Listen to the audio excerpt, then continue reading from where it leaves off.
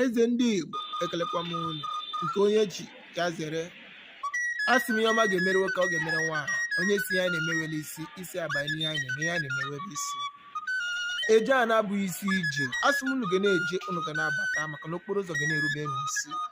unu ugbo n'aka nri unu egbute unu ugbo n'aka ekpe unu egbute ọnchụ nwa ọkụkọ nwe ada nwa ọkụkọ enwe mbọmbọ ọsọ